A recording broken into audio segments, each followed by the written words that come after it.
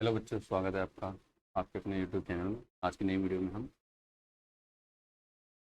देखेंगे कक्षा 10 के हिंदी के जो सिलेबस चेंज हुआ है उसके बारे में हम डिटेल में जानकारी देंगे। और आप अच्छे से तैयारी करके अपने 2025 में होने वाली परीक्षाओं में अच्छे, ठीक है। टोटल आपका हिंदी का जो पेपर रहेगा वो 100 मार्क्स का रहेगा। जैसे 80 नंबर का आपका थ्योरी का पेपर रहेगा और 20 रहेंगे आंतरिक मूल्यांकन, 7 प्रैक्टिकल के, ठीक है। टोटल 100 मार्क्स का होगा। सैद्धांतिक 3 घंटे का पेपर होगा जिसमें 80 मार्क्स भी 2 पार्ट्स में बटे हुए हैं आपके।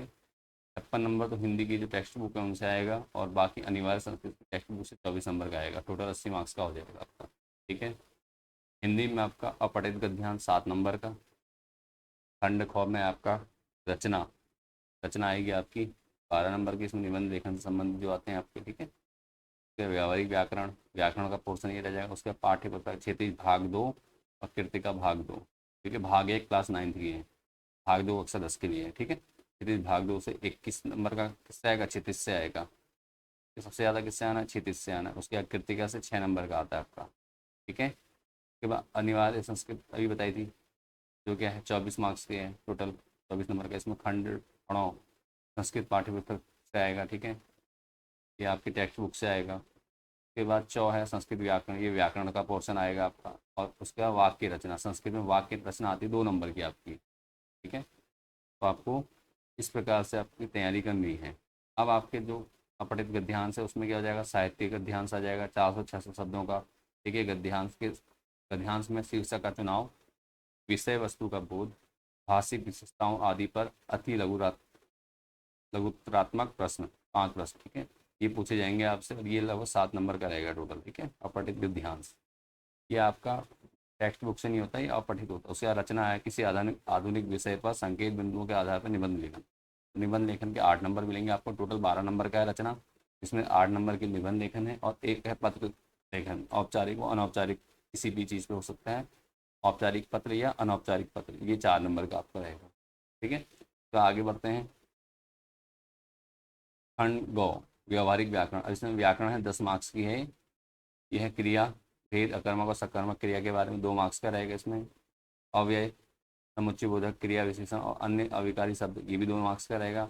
वाक्य भेद स्वरूप परिवर्तन 2 मार्क्स का रहेगा। वाच्य कृतवाच्य और अकृतवाच्य 2 नंबर का।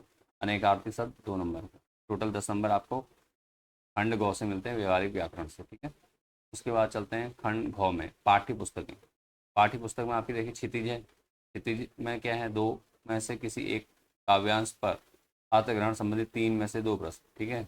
अर्थग्रहण संबंधित 3 में तो 2 काव्यांश होंगे, उसमें से किसी 3 प्रश्नों में से 2 प्रश्न करने होंगे। टोटल 2 मार्क्स के होंगे तो दोनों 4 मार्क्स के हो जाएंगे, ठीक है। क्या कविताओं पर आधारित विषय वस्तु संबंधित 3 में से 2 प्रश्न, वही कविताएं दी होंगी उस पर आधारित क्या पूछा जाएगा? 4 नंबर उससे आ जाएंगे। कविताओं के संदेश जीवन मूल्यों पर 2 लघुत्रात्मक प्रश्न, ये भी कितने मार्क्स का? 2 मार्क्स का रहेगा आपका, ठीक है। एक एक नंबर के 2 2 क्वेश्चन आने हैं। उसके बाद 2 में से 1 गद्यांश पर अर्थग्रहण संबंधी 2 प्रश्न, पहले काव्यांश से था अब गद्यांश से है। गद्यांश से भी 2 2 नंबर के 2 क्वेश्चन आएंगे, 4 नंबर का रहेगा आपका। क्या गद्यांश पाठ गद्य पाठों के विचार संदेश से संबंधित 3 में से कोई 2 प्रश्न, तो वही 2 2 नंबर के 2 प्रश्न, 4 नंबर का टोटल। क्या गद्य पाठों के विचार, ठीक है। उसमें संदेश से संबंधित 2 लघुत्रात्मक प्रश्न, तो इसमें 2 नंबर का एक है और 1 नंबर है, टोटल 3 नंबर का हो जाएगा। टोटल 21 नंबर का आपका क्षितिज से आना है। कृतिका पाठों पर आधारित 4 में से 3 लघुत्रात्मक प्रश्न, ठीक है। पाठ जितने भी आपके पाठ होंगे चैप्टर में होंगे उनमें से 3 लघुत्रात्मक प्रश्न रहेंगे और 2 2 नंबर के रहेंगे, तो 6 नंबर आपके वहाँ से आने हैं, ठीक है। उसके अलावा पाठ्य पुस्तक संस्कृत विनोदनी भाग 2 भाग 1 कक्षा 9 में आपको बता चुका हूँ पहले भी। पाठ्य पुस्तक संस्कृत विनोदिनी से कितने हैं? 18 मार्क्स का आना है। सबसे ज़्यादा आपका क्षितिज से आएगा 21 नंबर का, उसके बाद आपका 18 नंबर का आना है, ठीक है। वो है संस्कृत विनोदिनी से। गद्य अनुच्छेद पर आधारित 4 में से 3 प्रश्न करने 2 2 नंबर के रहेंगे, टोटल 6 मार्क्स का रहेगा। पद्य अनुच्छेद दिया जाएगा, उसमें से भी 3 में से 2 प्रश्न करने होंगे, जिसमें से 2 2 नंबर के 2 हैं, 4 नंबर रहेंगे। पाठ्य पुस्तक पर आधारित 4 में से 3 प्रश्न के उत्तर, 4 में से 3 प्रश्न उत्तर, तो 2 2 नंबर के रहेंगे 6 नंबर। दिए गए शब्दों की सहायता से वाक्य पूरा करना, ठीक है।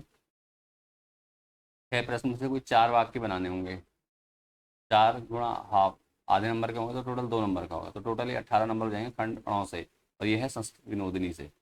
ठीक है, उसके बाद आता है संस्कृत व्याकरण। संस्कृत व्याकरण में आपका 4 नंबर का रहेगा टोटल। इसमें क्या क्या है आपको जिसमें ध्यान देना, पढ़ने की जरूरत है आपको, संधि, स्वर संधि, यण या आदि, पूर्ण रूप, पर रूप, समास, कारक, उपसर्ग। पांचों प्रश्नों में से 4 प्रश्न के उत्तर, 5 प्रश्न दिए जाएंगे, पूछे जाएंगे, उसमें 4 आपको करने होंगे, चारों 4 प्रश्न एक एक नंबर के होंगे, तो 4 नंबर का आपका व्याकरण से हो रहा है, संस्कृत व्याकरण से।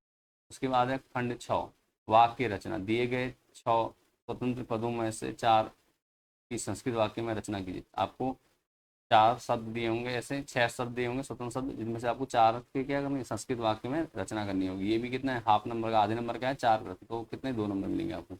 अथवा में क्या है, इसमें दिए गए 3 वाक्यों में से 2 का संस्कृत अनुवाद करना है। कोई 3 वाक्य दिए होंगे, उसमें से 2 का संस्कृत का हिंदी में अनुवाद करना है, 2 वाक्यों संस्कृत में अनुवाद करना है। ठीक है, हिंदी में दिए होंगे, संस्कृत में आपको अनुवाद करना होगा, तो एक एक नंबर के हैं 2, तो 2 नंबर आपको यहाँ से मिलेंगे। ठीक है,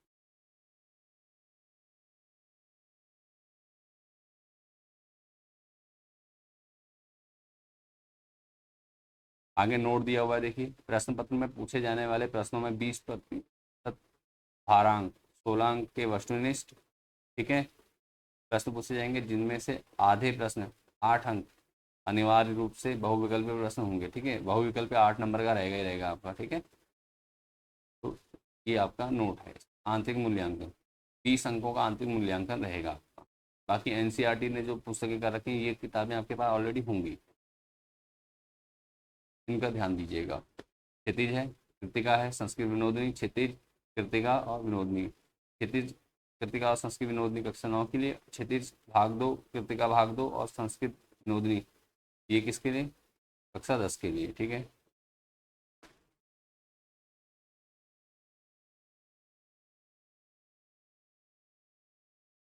इसके अतिरिक्त आपको यहाँ कक्षा 10 के लिए क्षितिज भाग 2 में जो चैप्टर दिए हैं वो भी आपको बता देता हूँ, इससे आपको पढ़ाई करने में आसानी है। काव्य खंड में सूरदास, ठीक है, जयशंकर प्रसाद, सूरदास, तुलसीदास, जयशंकर प्रसाद, सूर्यकांत त्रिपाठी निराला, नागार्जुन और मंगलेश डबराल, टोटल 6 है। ठीक है, 6 चैप्टर हैं आपके काव्य खंड में। गद्य खंड में चैप्टर 7 है आपका स्वयं प्रकाश निराला, जिसे कहते हैं नेताजी का चश्मा। उसका राम रक्स बेनीपुरी, बाल गोविंद भगत, मनु भंडारी, यह कहानी, एक कहानी यह भी, बदंत आनंद कौशलायन, संस्कृति। ठीक है, 4 चैप्टर आपके गद्य से हैं और बाकी 6 चैप्टर आपके काव्य खंड से हैं। तो आपको केवल ये 10 चैप्टर आपको क्षितिज से तैयार करने हैं। कृतिका में 2 चैप्टर हैं आपके, माता का आंचल, शिव पूजन साहे जी का साना साना हाजुड़ी, मधु कंक्रिया का। ठीक है, क्या संस्कृत विनोदनी द्वितीय भाग में जो है आपका, जो भाग 2 है, उसमें संगति, अनुयोक्ति विलास, न न मम अधिकार, देवतायम हिमालय, पावनम हरिद्वारम। ठीक है, ये है आपके 5 चैप्टर संस्कृत से। ठीक है, बाकी जो आंतरिक मूल्यांकन रहेगा उसका इस प्रकार रहता है आपका, लिसनिंग स्किल, श्रवण कौशल, लिसनिंग स्किल के 4 नंबर, वाच्य कौशल स्पीकिंग स्किल के 4 नंबर, परियोजना कार्य। ठीक है, उसके 4 नंबर मिले। परियोजना कार्य 2 प्रकार से, वस्तुनिष्ठ, भाषा और प्रस्तुति, मौलिकता 4 नंबर की, परियोजना कार्य पर आधारित मौखिकी, वाइवा जो होगा उसके 3 नंबर दिखाए गए हैं। सतत मूल्यांकन इकाई परीक्षा 5 नंबर, टोटल 20 मार्क्स का रहेगा। ठीक है, तो आपका ये तैयारी रहेगी, इस प्रकार आपने तैयारी करनी है। कक्षा 10 का हिंदी का जो पूरा सिलेबस है हम तैयार कर चुके हैं, और अगर आप सिलेबस को डाउनलोड करना चाहते हैं, सिंपल एक काम कीजिए, गूगल पे जाकर edu स्पेस शिखर टाइप करके एंटर करेंगे, जैसे ही तो आपके सामने एक नई वेबसाइट खुल जाएगी, एक पेज खुल जाएगा, क्या, edu शिखर करके। ठीक है, बेस्ट कंप्यूटर ट्रेनिंग इंस्टीट्यूट करके आएगा, ये वेबसाइट पर क्लिक कर लीजिए। सिंपल पे क्लिक करते ही आपके पास सामने एक नया पेज ओपन हो जाएगा, पे क्लिक करेंगे, न्यू पेज ओपन हो गया आपका। इस पे जाके उत्तराखंड बोर्ड पे क्लिक करिए, उत्तराखंड बोर्ड सिलेबस 2024 पे क्लिक कर दीजिए।